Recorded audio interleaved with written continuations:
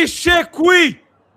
Lazio 0, Inter 3, l'Inter non si ferma e da campione d'Italia rulla anche la Lazio in questo antipasto prima della finale di Coppa Italia, con attenzione perché Thuram e Lautaro vanno a festeggiare con Acerbi e chissà che non possa essere anche un messaggio o un segnale da interpretare anche con Mkhitaryan. Tutti da Mkhitaryan si complimentano per il gol di Miki, che in questo finale di stagione si è acceso improvvisamente come si è acceso anche Petar Sucic. Prestazione da campioni d'Italia per la nostra Inter, che ha fatto delle rotazioni mantenendo comunque un gruppo solido a livello di formazione, di scelta da parte di Christian Chivu, indirizzando la gara fin da subito con Lautaro che va subito in gol, 17° gol in campionato, sempre più capocannoniere capitano Lautaro Martinez, poi Sucic, gran gol, abissare per il 2-0, la chiude poi Henrikh Mkhitaryan in una partita dominata dall'Inter, che ha dato proprio la dimostrazione di superiorità in questa gara contro una Lazio che pure era in versione un po' risparmiata, ma in realtà con tanti titolari, con una fase di studio in vista della finale di Coppa Italia. L'Inter lancia un altro messaggio forte: 85 punti in campionato, 85 gol segnati. Simo, partita scivolata via all'insegno anche del divertimento. Durante questa live ci siamo divertiti tanto.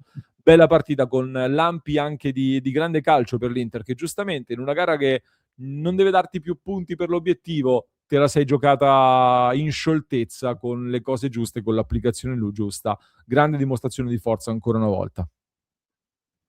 Sì, avevo detto di aspettarmi una gara tutto sommato anche divertente, giocata abbastanza tranquilla da entrambe le squadre. Francamente non mi aspettavo un 3-0 secco così, però è stata una bella Inter che ha giocato sciolta, poteva fare anche magari più gol, poi a un certo punto giustamente i ritmi li abbiamo calati definitivamente. Ho visto una squadra tutto sommato in salute, sia in quelli che hanno giocato, penso a Lautaro soprattutto, dovendo rimettere un po' di minuti nelle gambe, sia in quelli che in generale hanno giocato un po' meno, come lo stesso Diouf che ha fatto una buonissima gara. E quindi, partendo dal presupposto che a prescindere dal risultato questa gara qui non avrebbe cambiato nulla nella mia idea rispetto alla finale di Coppa Italia, però certamente arrivarci con queste risposte è un'ottima notizia, e penso soprattutto anche dal punto di vista mentale, comunque arrivarci da un 3-0 vinto così, giocando bene, divertendosi, perché per me si sono divertiti, ti dà qualcosa in più che ci prendiamo molto volentieri. Con l'impressione che paradossalmente l'Inter abbia giocato peggio o comunque meno bene o rischiato qualcosina in più dopo l'espulsione di Romagnoli, espulsione che arriva per un pestone sul polpaccio di Bonni, se non vado errato, no, su Diouf. No, Bonni mi sembra. Bonni. Un pestone duro che Abisso in un primo momento non aveva visto, ha servito l'intervento del VAR, rosso che per me ci sta, perché con i tacchetti esposti mette il pallone, va a colpire proprio il polpaccio e resta con l'affondo sul polpaccio. Al minuto 60 più o meno viene espulso Romagnoli e poi da lì la Lazio ci prova, magari non aveva più niente da difendere sostanzialmente, e alla fine però l'Inter trova anche il 3-0. Qualcosina hanno creato con un paio di parate poi di Josep Martinez, che oggi giocava titolare. Simo, migliori in campo per te? Un po' li hai citati, mi fai un po' la tua top della partita? Ma per me, soprattutto nel primo tempo, abbiamo visto un ottimo centrocampo, perché molte delle azioni offensive che l'Inter ha creato nascevano da delle situazioni in cui Mkhitaryan soprattutto, ma non solo, riceveva tra le linee con la fronte già rivolta verso la porta e potendo correre, perché la Lazio lì, aggiungo inspiegabilmente, concedeva tanto campo e tanto spazio tra le linee di difesa e centrocampo, e lì l'Inter va a nozze quando concedi questo tipo di situazioni. E mi è piaciuto. Poi nel secondo tempo ha fatto anche gol, confermando ancora una volta la bontà della scelta di comprarne l'autobiografia, ma questa è una cosa aggiuntiva in più che abbiamo mostrato, e quindi buone risposte. Poi anche Sucic ha fatto un grande gol, un'ottima prestazione. E Diouf mi è piaciuto, ma da Diouf comunque non ho avuto grandi novità, nel senso che tutte le volte che Diouf gioca fa questo, e per me è gradevole come cosa. Poi, come dicevo anche in cronaca, dovremmo vederlo in partite un pochino più complesse, dove viene coinvolto anche di più in fase difensiva, nelle letture, nei movimenti, però quello che fa in attacco è una cosa che in questa Inter fa solo lui, per caratteristiche, e quindi non a caso lo noti proprio per questo motivo.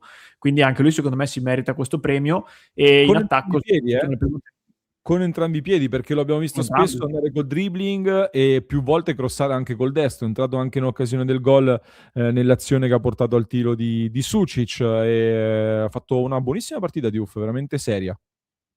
Infatti mi viene da pensare che quando si dice l'Inter lo può far lavorare da esterno, già si sta facendo qualcosa, nel senso che lui punta. Ecco, gli manca l'automatismo di dire rientro e calcio. Non l'ha mai fatto, l'ha sempre passata.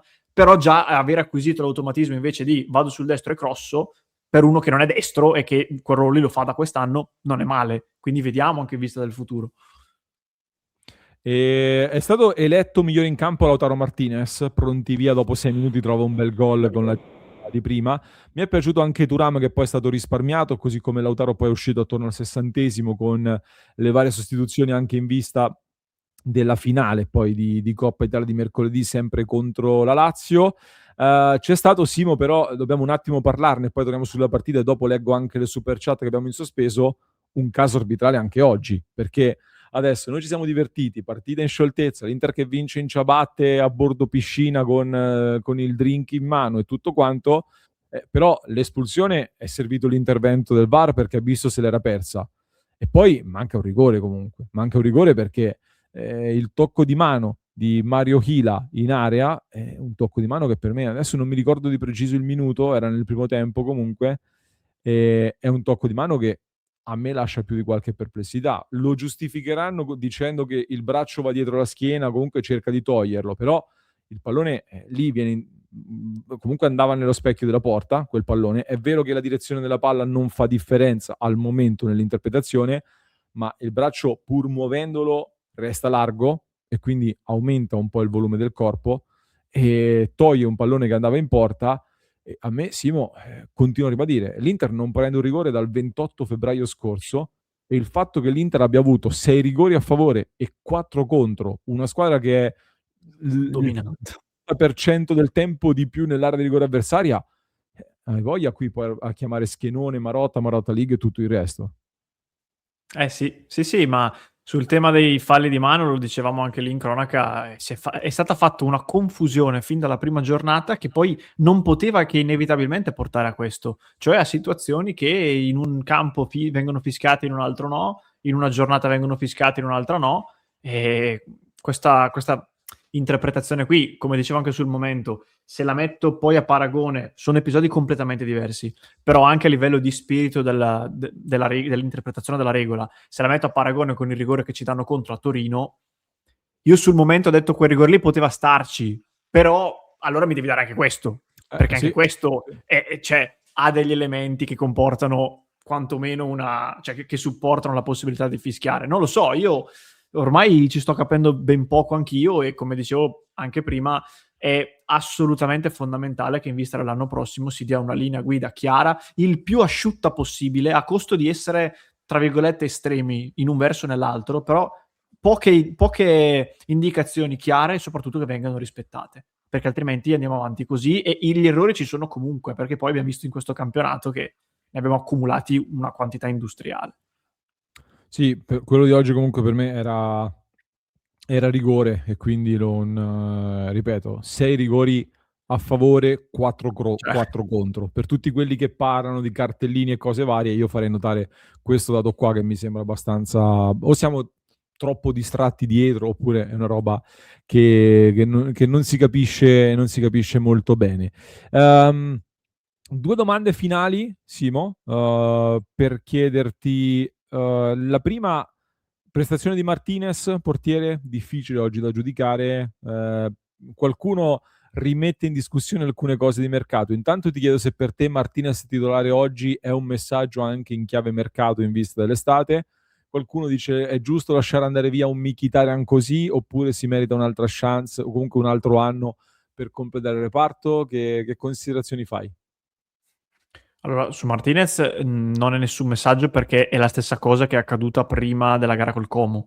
Quindi no, oggi viene preparato per la finale, poi spero che giochi anche le ultime due perché comunque non avrebbe senso far giocare Sommer. E sul mercato, l'ho già detto più volte, io una chance a Martinez la darei per tutta una serie di motivi per l'anno prossimo. Su Mkhitaryan, non lo so, sono 2 anni che la maggior parte di chi scrive che Mkhitaryan ormai va cambiato, voltiamo pagina e ci può stare.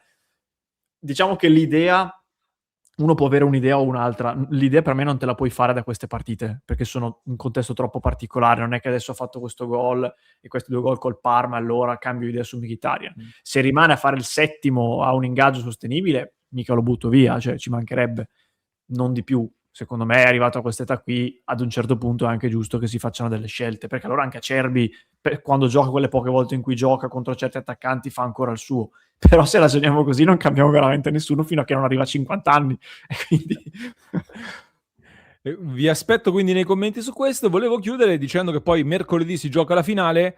Ci saranno delle differenze in finale, secondo me, rispetto alla partita di oggi, quindi non sediamoci troppo su quello che abbiamo visto oggi. Credo che comunque il livello della Lazio non sia troppo più alto di quello che abbiamo visto oggi e il livello dell'Inter comunque sia questo e forse anche qualcosina in più, quindi partiamo sicuramente favoriti, però c'è in palio un trofeo per la Lazio, è anche l'ultima occasione per andare in Europa l'anno prossimo e soprattutto l'Olimpico sarà molto più biancoceleste, perché rispetto ad oggi dove continuava la protesta dei tifosi della Lazio, mercoledì i tifosi ci saranno e quindi la Lazio sarà spinta anche dal loro pubblico, per cui la partita di mercoledì sarà un'altra partita da giocare in cui sicuramente l'Inter parte però in vantaggio. E leggiamo le ultime super chat. C'era in sospeso quella di Armando che aveva detto se segna Mosconi bella zio. grande Armando, grazie come sempre. Mosconi è entrato nel finale di gara, ha avuto anche l'occasione per segnare il 4-0, ci è andato vicino con un sinistro ad incrociare. Grazie Giovanni, ci danno Olise in cambio e vabbè ci adattiamo, ci accontentiamo con Olise al posto di Diouf, stiamo scherzando in diretta, mentre 6T10 che si abbona su Twitch, grazie di cuore davvero per il grande supporto. Cosa non abbiamo detto, Simo? Niente. Credo niente, sì, più o meno siamo in linea. scudettati, siamo felici, abbiamo vinto 3-0, tutto a posto e ci rivediamo mercoledì per la finale di Coppa Italia, quindi iscrizione al canale se non l'avete ancora fatto, mi raccomando, vi aspettiamo nel club www.passioneinter.club per supportare il nostro progetto e entrare a far parte della nostra grande community con interisti da tutto il mondo.